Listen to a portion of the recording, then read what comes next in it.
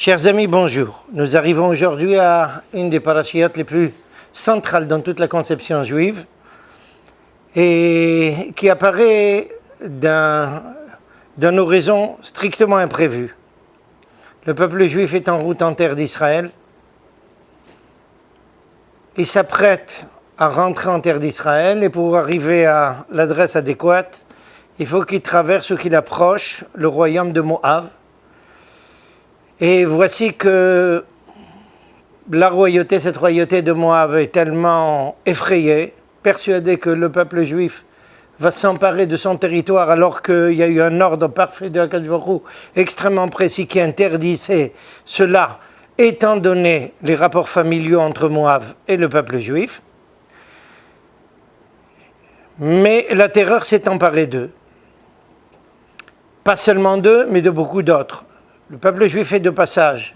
Le roi de Moab, Balak, fait intervenir un personnage qui va rester un personnage typique dans l'histoire du peuple juif. Un personnage de très grande envergure intellectuelle, Bilram. Je dis de très grande envergure intellectuelle puisque nos Chachamim n'hésitent pas à voir en ce personnage le personnage symétrique de Moïse chez les nations. Autrement dit, celui qui est le prophète des nations par excellence. Et voici qu'il invite ce prophète à quelque chose qui est à peu près incompréhensible pour un personnage moderne, vient et maudit le peuple juif. Vous imaginez bien qu'à l'heure actuelle, n'importe quel personnage, en tant soit peu rationaliste, se moquerait d'une invitation pareille, parce qu'il se moque même du principe de malédiction, et tout autant du principe de bénédiction. Laissons de côté ces considérations théologiques, extrêmement importantes en soi, qui devraient faire l'étude le sujet d'une étude particulière. Essayons de comprendre un petit peu la phénoménologie, qu'est-ce qui se passe. Voici que ce personnage Bilram, qui est convié par le roi de Moab, Balak, à venir maudire le peuple juif, se porte tout à fait volontaire, mais il est profondément conscient que Dieu refuse cela. Il y a donc ici un personnage qui sait quelle est la vérité et qui, malgré ça, veut aller dans un autre sens. C'est quelque chose d'impressionnant en soi. Comment quelqu'un peut être, et pas quelqu'un de la rue, un personnage d'envergure intellectuelle, savoir parfaitement où se trouve la vérité et vouloir prôner exactement l'inverse. Et pourtant, c'est ce qui se passe. À tel point qu'en rêve, Akadosh Baruch Hu lui précise, il n'est pas question que tu maudisses ce peuple juif parce qu'il est béni par excellence. Et pourtant, le personnage s'entête et finalement, Akadosh Baruch Hu le laisse aller. Et voici qu'il arrive à Moab, et à plusieurs reprises, il va essayer de maudire le peuple juif. Et au lieu de sortir de sa bouche des malédictions, ce qui va sortir, c'est uniquement des bénédictions. Mais le principe est très intéressant. Pourquoi ? Parce que quand on examine de près tout le contenu de ces bénédictions, on s'aperçoit qu'elles sont rédigées dans un style qui avait pour intention de dire l'inverse d'une bénédiction et qui s'avère être une bénédiction. Et toute personne qui connaît bien l'histoire du peuple juif, et surtout celle de l'antisémitisme, sait que c'est un phénomène classique des antisémites les plus violents, virulents. Ils formulent des phrases qui se veulent virulente contre le peuple juif, et il sort de ces phrases exactement l'inverse. Cette phénoménologie est déjà précisée par le Talmud dans Masechet Sanhedrin, Bedav Koufré, quand le Talmud nous signale une phénoménologie très surprenante. Quand Bilram prend la parole, il dit la chose suivante. Écoutez les paroles de Bilram, le personnage borgne. Depuis quand un personnage se vante de ses défauts physiques ? surtout lorsqu'il prend la parole dans un domaine qui relève de spiritualité ou d'intellectualité. Se glorifier du fait qu'il est borgne. Nos Chachamim n'ont pas laissé ce verset passer en silence, et ils nous précisent tout de suite, de façon très allégorique, qu'est-ce que ça signifie qu'il était borgne? Ça signifie qu'il avait un trou dans l'œil. Qu'est-ce qu'ils ont ajouté par cette déclaration? La réponse est très intéressante. Un regard, c'est quelque chose qui vient de nous vers autrui. C'est la façon dont nous portons notre regard sur autrui. Avoir un trou dans l'œil qui empêche de voir, ça signifie qu'il y a quelque chose de perforé chez nous, autrement dit un manque. On ne veut donc pas voir la vérité. Il y a quelque chose qui manque ici, il y a quelque chose de troué. L'image qu'on devrait recevoir n'est pas là.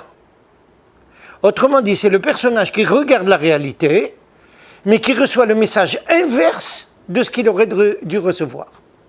C'est très intéressant parce que, comme quelqu'un l'a remarqué à juste titre, c'est le principe de la photographie. Elle inverse toujours la photo. Et voici que la déclaration la plus importante de Bilram est la suivante.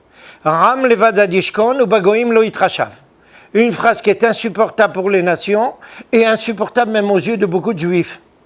Ce peuple, en parlant du peuple juif, Bilram déclare un des points fondamentaux et des caractéristiques fondamentales du peuple juif. C'est un peuple qui vit tout seul, qui n'a besoin de personne et qui fait fi de toutes les nations. On peut facilement comprendre pourquoi les nations ne peuvent pas nous supporter avec des déclarations de ce goût-là. Mais ce n'est pas un juif qui a dit ça. C'est le plus grand intellectuel des nations. Mais comprenez la phrase. Elle est entendue par nous, elle a toujours été entendue par tous les croyants comme le plus grand compliment. On est des personnes libres, indépendantes, pas fonction de l'existence ni même de l'humanité. Et pour cause, c'est nous qui sommes appelés à influencer l'humanité et pas être influencés par elle. Donc nous vivons et nous maintenons indépendamment, tout à fait librement. Mais là, c'est le paroxysme de la dialectique antisémite de toute l'histoire. Prenez un personnage comme un des plus grands antisémites qui est une prolongation à mes yeux de ce Bilram, Ernest Renan, le plus grand chercheur en domaine des langues sémitiques, des peuples sémitiques, etc., à la fin du 19e siècle, pose la question suivante dans un article qui est la suite d'une conférence au Collège de France. Il dit la chose suivante: est-ce que le peuple juif a-t-il rempli sa mission? Nous pouvons dire sans hésiter, répondre non. Le peuple juif a usé ses oppresseurs et a démoli tous ceux qui l'ont attaqué. Regardez la même phénoménologie, la même phrase. On peut écouter cette phrase comme un compliment, mais on peut l'écouter comme la pire accusation. C'est un peuple qui est toujours pour casser les autres. Et c'est ça la problématique la plus sérieuse de la dialectique antisémite. Et c'est ce que fait Bilram. Et où il fait ça? La Bible n'hésite pas à dire, il fait ça au niveau d'une colline. Vous savez, quand on entend parler du terme colline et qu'on le traduit en anglais, Capitole, ça nous rappelle d'autres choses. On se retrouve très vite à Washington ou à l'ONU. Comment on démolit une nation? Exactement comme l'ONU procède à l'heure actuelle vis-à-vis d'Israël. On se retrouve ensemble dans les nations en mettant en exergue, soi-disant, toutes les erreurs et toutes les fautes du peuple juif. On n'a plus besoin maintenant d'explications rationalistes de la notion de malédiction.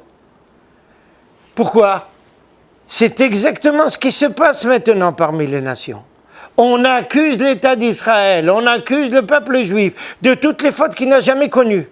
Pourquoi? Parce qu'il refuse d'emboîter le pas à toutes les crapuleries de l'humanité.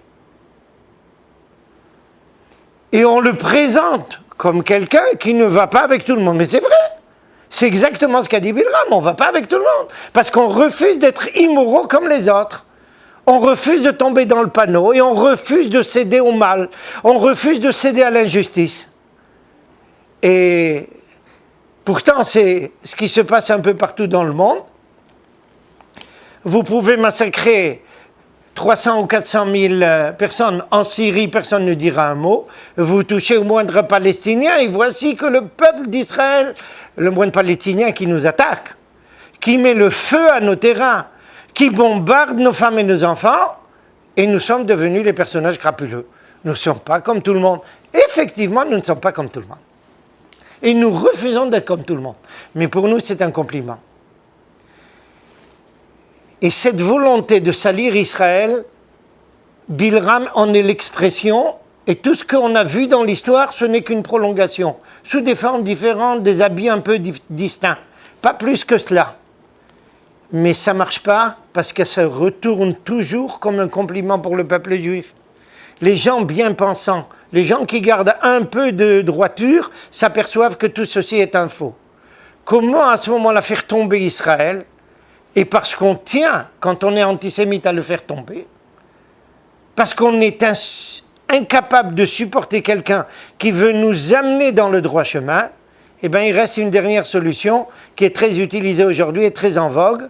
Ken, le nivellement par le bas postmoderniste. Toutes les conceptions, et nous en avons parlé une fois, sont valables. Je peux être un homme droit, je peux être un homme tordu, je peux être un homosexuel, je peux être n'importe quoi. Tout ça est cachère. Et c'est par cela que la paracha se termine. Bilram, voyant que toute sa volonté de malédiction n'a pas marché, il propose à Moab toute autre chose qui va servir. Essaye de corrompre ce peuple juif sur le plan sexuel. On envoie les filles de Moab. Et quand sur ce plan-là, les barrières morales s'effondrent, elles s'effondrent partout ailleurs. Et c'est ce qu'il préconise. Et le peuple juif, une partie du peuple juif va tomber dans le panneau.